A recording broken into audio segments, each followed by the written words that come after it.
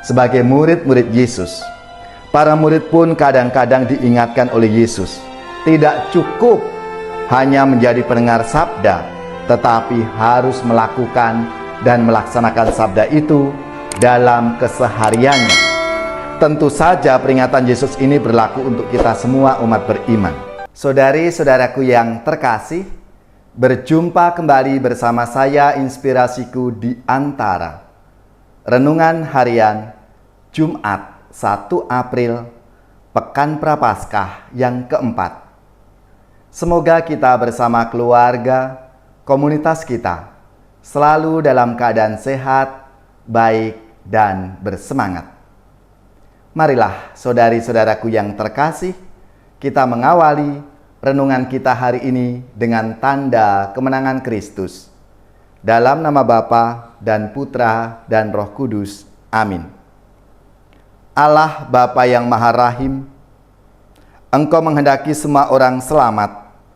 Bersihkanlah hati kami dengan sabda pengampunan-Mu, dan jadikanlah kami pribadi yang mencintai kebenaran dan kedamaian. Dengan pengantaraan Yesus Kristus Putra-Mu Tuhan kami, yang bersama dengan Dikau dalam persatuan Roh Kudus, hidup dan berkuasa, Allah sepanjang segala masa. Amin. Dalam nama Bapa dan Putra dan Roh Kudus. Amin. Inspirasi kita hari ini dari Injil Suci menurut Yohanes bab 7 ayat 1-2, dilanjutkan ayat 10, ayat 25-30. Marilah kita bersama-sama membaca dan merenungkannya. Yesus berjalan keliling Galilea. Ia tidak mau tetap tinggal di Yudea, karena di sana orang-orang Yahudi berusaha membunuhnya. Ketika itu sudah dekat hari raya orang Yahudi, yaitu hari raya Pondok Daun. Sesudah saudara-saudara Yesus berangkat ke pesta itu, ia pun pergi juga ke sana, tidak terang-terangan tetapi diam-diam. Beberapa orang Yerusalem berkata, "Bukankah dia ini yang mereka mau bunuh? Lihatlah, ia berbicara dengan leluasa, dan mereka tidak mengatakan apa-apa kepadanya. Mungkinkah pemimpin kita ini benar-benar sudah tahu bahwa ia adalah Kristus? Tetapi tentang orang ini kita tahu dari mana asalnya. Padahal bila Kristus datang, tidak ada seorang pun yang tahu dari mana asalnya." Waktu Yesus mengajar di bait Allah, ia berseru, "Memang aku kamu kenal, dan kamu tahu dari mana asalku. Namun, aku datang bukan atas kehendakku sendiri, tetapi diutus oleh Dia yang benar, yang tidak kamu kenal. Aku kenal Dia, sebab aku datang dari Dia, dan Dialah yang mengutus aku." Mereka berusaha menangkap Yesus, tetapi tidak ada seorang pun yang menyentuh Dia, sebab saatnya belum tiba. Demikianlah sabda Tuhan. Terpujilah Kristus. Saudari-saudaraku yang terkasih, dalam sabda Tuhan hari ini dikisahkan bahwa selama hari raya Pondok Daun, rencana untuk membunuh Yesus semakin kuat. Dan perayaan ini juga memperingati tindakan pembebasan Tuhan terhadap umatnya dari Mesir dan perlindungannya selama mereka di padang gurun. Perayaan Hari Raya Pondok Daun menghidupkan kembali harapan mesianis melalui upacara cahaya dan air. Yesus terang dunia yang hadir pada perayaan ini ditolak karena mereka mengenal asal-usulnya. Kurangnya pengetahuan mereka memicu penolakan dan rencana untuk membunuh Yesus itu. Ia sadar akan segala rencana terhadap dirinya, namun Tuhan Yesus tidak menyerah. Ia terus maju, ia terus berkarya berbuat baik dalam kehidupan dan karya pelayanannya. Saudara-saudaraku yang terkasih, maka Yesus mengecam orang-orang yang menghakimi orang lain itu. Dalam penghakiman itu, kesalahan ditimpakan kepada orang lain, dan sebagai akibatnya, ukuran yang dipakai untuk menghakimi orang lain itu akan digunakan untuk dia, orang yang menghakimi itu. Oleh karena itu, Allah menghendaki agar orang mendengarkan sabdanya dan melakukan dengan sungguh-sungguh. Dan orang seperti itulah yang dikatakan sebagai orang yang kuat, yang punya landasan dan dasar iman yang tidak mudah digoyahkan. Saudara-saudariku yang terkasih, ajaran Yesus ini disampaikan kepada orang banyak, sedemikian meyakinkan sampai-sampai orang-orang yang mendengarnya itu takjub. Kita tahu bagaimana reaksi orang-orang itu. Mereka begitu terpesona akan apa yang dilakukan oleh Tuhan Yesus itu.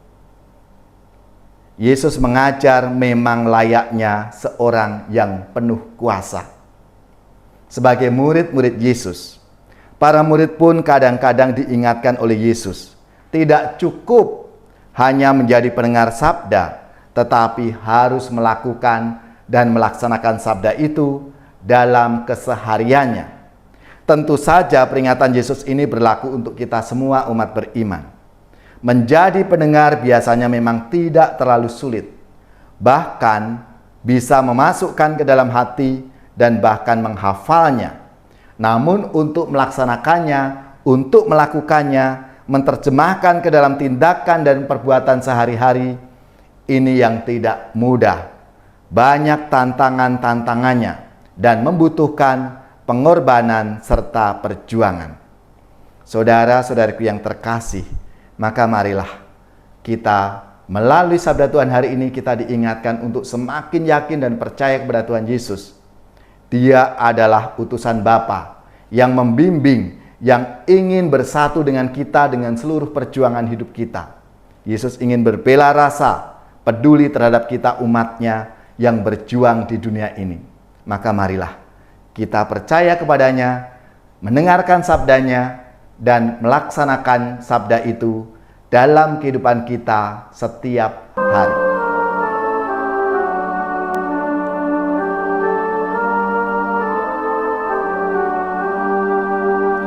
Mari kita merenungkan penebusan umat Tuhan, meresapkan dalam hati cinta kasih ilahi. Yesus Kristus Raja Sakti, pengemban amanat suci, penyembuh segala luka, penegak hukum cinta. Petrus murid yang setia, namun ingkar dan menyangkal pada guru yang terkasih, karena malu dan ngeri. Kita pun semacam Petrus yang sering menyangkal Yesus. Ampunilah kami Tuhan, dan teguhkanlah iman.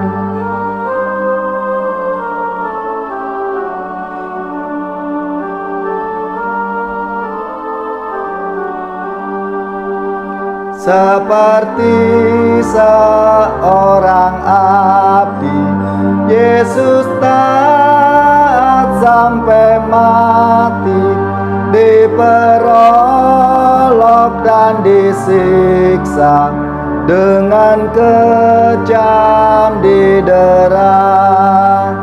Lihat Raja yang sengsara dari dunia duri mahkotanya, darahnya ibarat intan, dan salibnya tahtanya.